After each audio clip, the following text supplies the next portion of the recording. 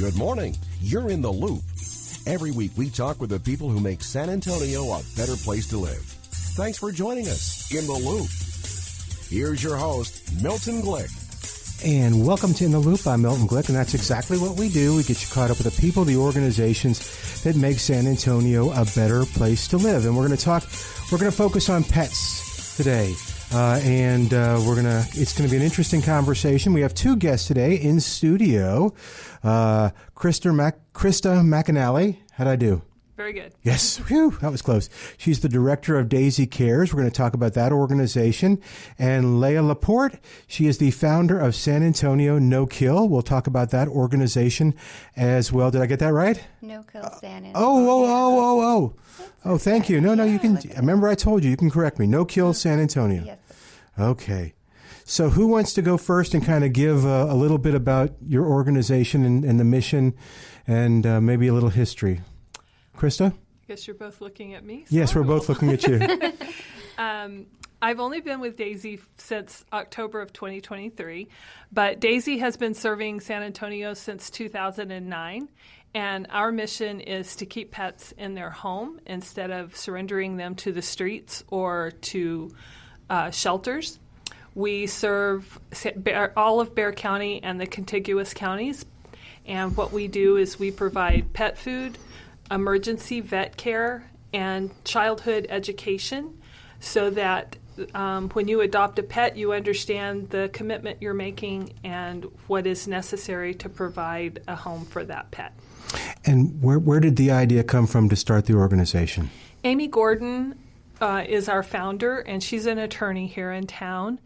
And she had Daisy, a Yorkie, and Daisy became very ill, was in intensive care at A&M for 2 weeks. And Amy said, if I can get Daisy out of the hospital and back home, then I am going to make it my purpose to start a foundation to help keep pets with their families.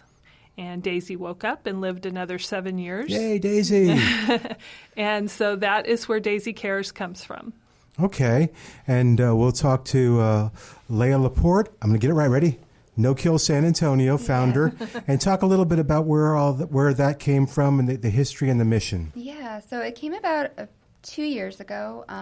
Our mission is to unite the community for live outcomes for all healthy and treatable animals in South Central Texas. So we really mostly focus on San Antonio Animal Care Services and really just look into their policies, procedures, see what's going on with the animals, making sure they get humane treatment. And then we network a lot with other organizations and pair with them.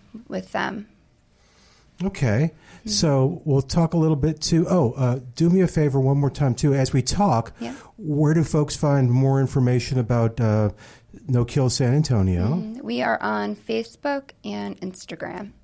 Okay, and Daisy Cares? You can go to our website, of course, which is daisycares.org. And we're also on Facebook and Instagram. That is primarily where we post events and our pet food distributions. So if anyone out there needs pet food, we will be doing a distribution on February 15th at the Natatorium. Yes. It's on Cesar Chavez and Brazos. And so you can look at our Facebook, and we'll be posting that information there. Okay. And one more time, the Facebook page is? daisycares.org. daisycares.org. That's easy enough. We're going to kind of talk a little bit, and you both have different sensitivities, if you will, coming from different areas of all this. Let's talk a little bit about the pet population in San Antonio. And you're smiling. You're throwing it to Leah. And some of the challenges. And you actually address, Krista, some of the challenges too. I liked one of the things you said, but we'll start with Leah. I mean, with No Kill San Antonio, we do mainly try to focus on the animals inside the shelter, but we certainly focus on the animals outside the shelter. So if that's rescuing or trying to grab fosters, we have a program called the SAFE Project, San Antonio Foster Education Project. So we're trying to recruit fosters, educate them on fostering. So yeah, the population, I guess you can say it's overpopulated, a lot of roaming, stray animals. So is it just dogs? Is it dogs and cats? Oh, it's both dogs and cats. Okay. Yes. So yeah, ACS recently did a survey, and they estimate that there's approximately 34,000 animals on the streets roaming any day here in San Antonio. And that is a big number, and that's something that both our organizations want to address. And the way Daisy Cares would like to address it is that approximately 70% of those animals are owned, but they're allowed to roam. And so Daisy wants to be able to provide food and education and other resources that they might need to fix fences or training. We're hoping to launch an initiative in 2025 to have monthly trainings where anyone that has adopted from ACS can come to these trainings to address any issues, behavioral problems that they may be having with the pet that they adopted. yeah. Yeah, one of the things, and I don't know if this is still, I've been doing the show for a while, and we've talked to people all over about pet care and animal health. And one of the things that came up at least a long time ago, and I don't know if it's still prevalent, is there was sort of an attitude in San Antonio that you have a dog, and it's okay to let them roam. You just open the door, let them go. They come back and they eat, or they do. So, is that still prevalent, or is that changing? I mean, I think it's pretty consistent. So the study that Krista was just speaking of was done in 2019, and we actually just did a new study, which I was a part of, but they haven't gotten the results out just yet. That was back, I think, in November or maybe even, yeah. So that should be coming out soon so we can see what is actually going on. So to be quite honest, I'm not sure if it's a cultural thing or I don't want to misspeak because I don't have any studies that suggest that. But yes, animals are roaming and they are let out. So that's my answer on that. Yeah. I think that it is not a San Antonio problem. I think that there is certainly cultural contributions to that, to accepting the fact that it is okay to let your dog roam the streets loose.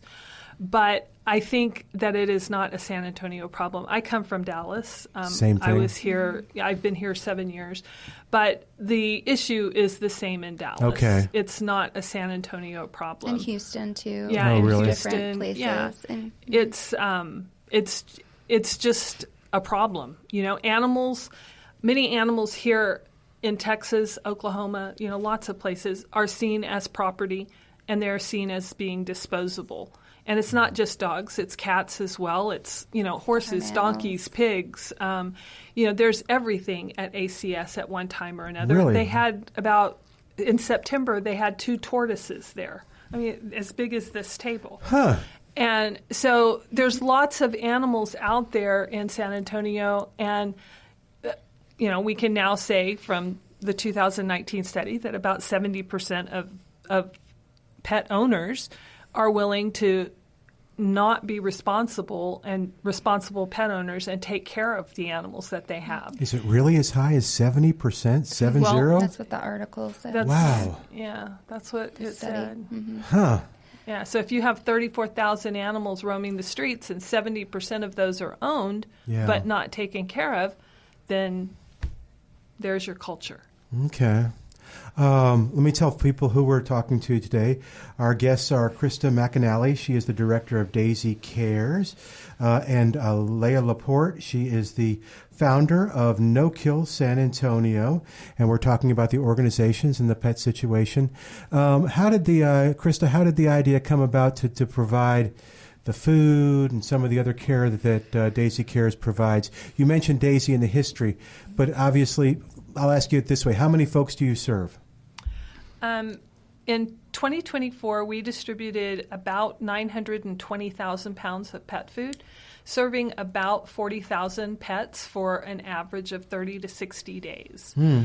We did approximately 65 emergency vet grants, and our vet grants are capped out at $250. We'd love to see that go up, but that requires money. But what we do is we work with other organizations and foundations that also fund that, so that our $250 can turn into $500 or whatever. We work with the grant recipient to try and get as much relief as possible, because we know that in the last 5 years, veterinary costs have gone up about 15%, which is unreasonable if you really think about it. And And COVID did a number on organizations that funded those types of things. Oh, didn't think about that. Yeah. So Daisy has had the veterinary care grant program since its inception in 2009, but it just hasn't flourished through COVID. So when I came on in 2023, that was one of my priorities, is to make sure that the grant program is robust and able to support as many pets as we can. Okay. And you had talked, Leah, and this is a big thing, and anybody can address this, but you had talked about fostering. And, okay, so I'm going to go back to all my prejudices of things I've learned, and y'all can tell me whether they're wrong or right. But fostering is a tremendously successful stopgap to getting homes for some of these pets. Yeah. And then I've always joked about the foster. We were a foster fail.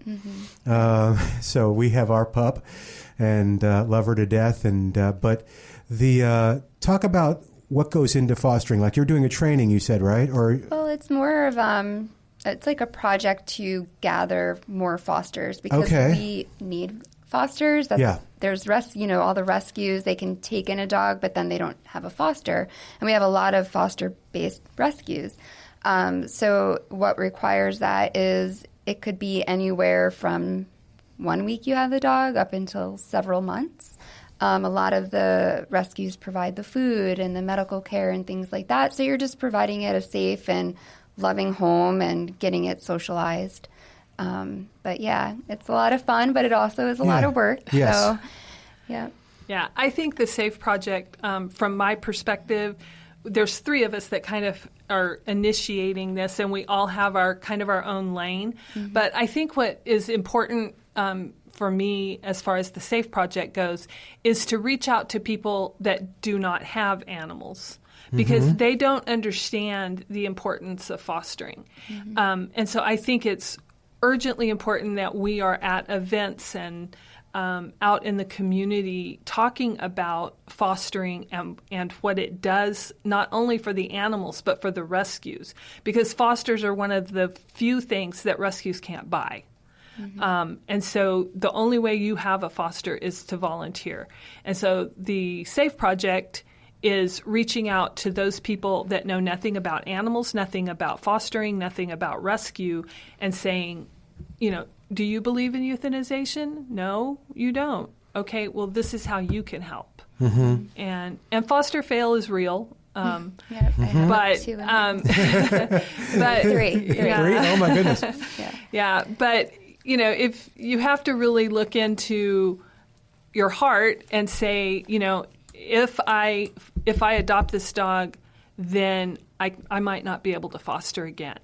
So that is what we always ask all fosters.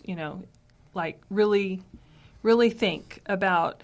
If I've had fosters that have fostered for me for 7 or 8 years, and they've saved hundreds of animals, where if they had fallen in love with every animal and adopted it, they would not have been able to have the impact that they had. Yeah, and the impact is not just finding a different home for that animal, so they're out of, ACS or the Humane Society or ADL, but also to get them socialized, to learn their idiosyncrasy, so you can tell the next person who's interested, hey, let me tell you a little bit about this dog, and they help at least this is my experience, they help kind of make the decision. I think you'd be a great match. And, oh, you have cats? Oh, there are Frisky actually, does not like cats. Oh, no, I do. No, I know. But there is actually a trainer here in town that works with cats. So if you adopt a cat that has behavioral issues, we can help you find someone that can help you work with those. I didn't even know that. Wow. Yeah. Cats can be trained? Well, they can be helped with behavioral issues. I see. Okay. I don't know. You're not going to teach a cat to sit. I know. My cat sits. Yes. I've trained him to, and he can touch and everything. Yeah. Nice. Yeah. Very nice. Yeah. But I think that there are behavioral issues that that trainers and people that have been dealing with cats for a long time. I think that it's important that they know that there may be assistance out there for them. Yeah. And that's another thing that Daisy wants to do with the training initiative that we're trying to put together for 2025 is to give them, YouTube channels and videos and, those types of resources to get to help you on your own. But then if you can't accomplish it on your own, then we'll have in-person trainings that try to keep those dogs in those dogs and cats in those homes instead of releasing them back to the shelter. So tell me, for someone who's listening and going, well, maybe I should foster. I agree with what Krista said about the euthanization. I don't like that. I want to help make a difference. What do you think is keeping them? And we can address it. Maybe it's a myth. Maybe it's a misconception from becoming fosters, and then we'll address that issue, that challenge. I'll let Leah address that part of it, but the one thing that I want to say is that San Antonio is a city of 2 million people, and ACS euthanized 5,000 animals in 2023, and that is less than 1% of the people that live in San Antonio. So if less than 1% of the people that live in San Antonio had decided to foster, no animal would have been euthanized unless they were ill or injured. Yeah. So what do you think keeps people from making that next step? I think she just pointed out that San Antonio is huge. So certain places, I've only been in the city for almost 3 years, but I work as a dental hygienist, and I work in several different offices in San Antonio. And a lot of people have no idea of the crisis. So if you're not a part of what's going on, or you're just a very busy person with other things, you're not going to know what's actually happening. So I think that's reaching people. I don't think we reach people far enough. And maybe a foster may have had not a great experience, let's just say, with a rescue or the shelter, so that could possibly stop them from wanting to foster. I don't know, maybe something happened where a foster may have passed away because it had parvo or distemper. Oh, okay. And so those types of things can make it hard for someone to continue to want to foster. Can you think of anything else, maybe? I think it's like a dating game, I think that a foster has to find two matches. They have to find the right rescue or shelter to foster for. That makes sense. And I think they have to find the right animal. Yeah. Because like me personally, I will not foster puppies. Don't even ask me to foster puppies. And so you have to be 3 years old to come and stay at my house, right? So, but we have to also look at, there are so many kinds of fosters. There's fosters that do nothing but moms and litters. There's fosters that do nothing but bottle babies. There's fosters that do nothing but hospice cases. There's fosters that do, just regular adult dogs. Or behavioral ones. Or behavioral, and the same for cats. There's all different kinds of fosters for cats. So it's a dating game. You have to find the right match. We have about 7 minutes left. I want to make sure we cover everything, so we'll go to you first before I kind of ask how our listeners can get involved. What haven't we covered?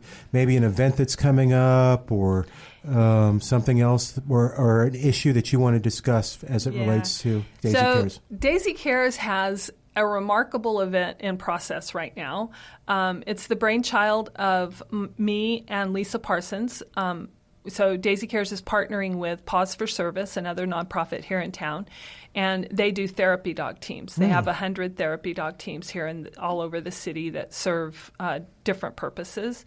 So we got together and we are sponsoring a project called Claws and Paws Construction, and it's a design and build competition. We have architectural firms and contractors building canine cabins, cat condos, and furniture. Wow. The finished projects will be installed at Pearl on March 1st, and they'll remain there through the 22nd when we have a huge housewarming party, and the finished projects will be auctioned off that night. Very cool. So, you can go to clawsandpawsconstruction.org to see all of the details, and we will keep that updated. And you can also check Daisy Care's Facebook and Instagram. Oh, good. Okay. And Leah LaPort, she is founder of No Kill San Antonio. I'm just gonna do it over and over again to make up for doing it wrong to begin with. Yeah, that's okay. What haven't we discussed, and and is there an event coming up? But what have we missed? Because we talked about a lot. Yeah, no, not much. I did want to acknowledge, because we talked about the SAVE project, that Catherine Morrison is part of AAPAW. That's another really great organization. So I just wanted to mention that. I didn't want to leave her out. But we are having our second annual vigil coming up January 25th. It's to honor the animals that have needlessly died at ACS and on our streets. And so that's January 25th from 5 to 6:30 p.m. At Hemisphere Park. Okay. And so you can find out more information on Facebook and Instagram.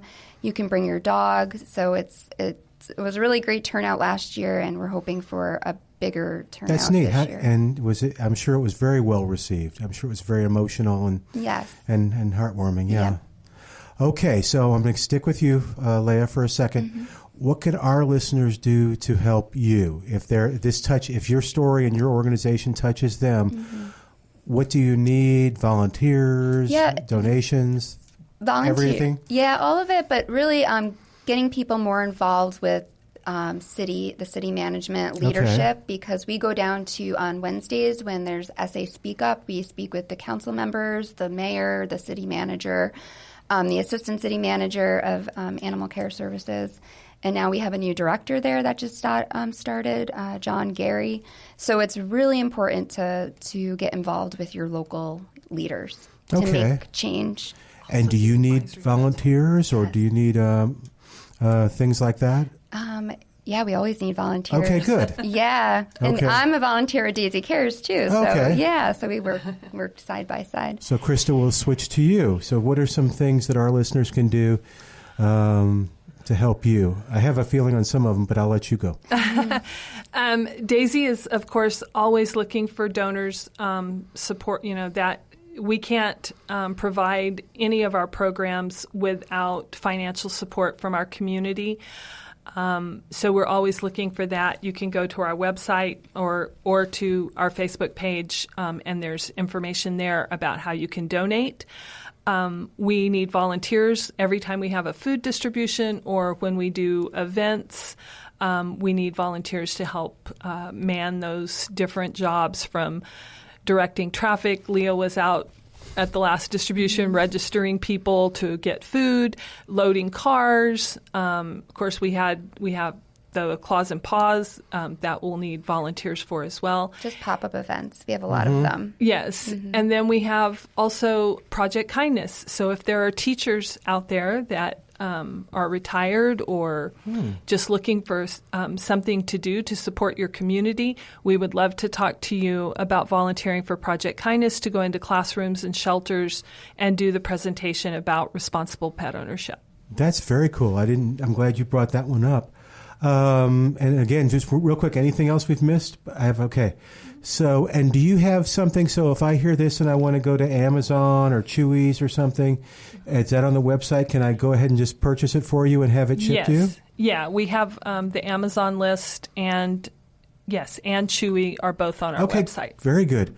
All right. So the other thing, we have about a couple minutes left, it's going to get cold this week. You want to talk a little bit about and warn people a little bit about what to do with their pets during the cold. Well, bring them inside. Yeah. There's a certain temperature, and then you're legally supposed to be bringing them inside as Is that well. right? I didn't know it was a legal thing. Yes, especially in What's the temperature? San Do you remember? Antonio, I think it's 32 degrees. Oh, okay, so freezing. Yes. And if you can't, you should have a dog house, igloo, with lots of straw, making sure it's not wet and they're staying as warm as possible. Yeah. Do not use blankets in outside dog houses Oh, that's because it interesting. holds water and it freezes. Ooh. So that is why you want to fill the house up with straw, like to the roof. Yeah. And the dog will burrow down in there and it will insulate them. Really? Yeah. Okay, so we did straw there's some ferals, and we take care of them, and we did straw for them in their little cat houses by Feral Cat Coalition. Okay. But I didn't know about the straw for dogs. That's interesting. Yeah. Where do you get the straw? Most of the feed stores have straw right now. Tractor It's about $9 a bale. Okay, so not too much, and that would make a difference. And then, I'm kind of with you in the bring in.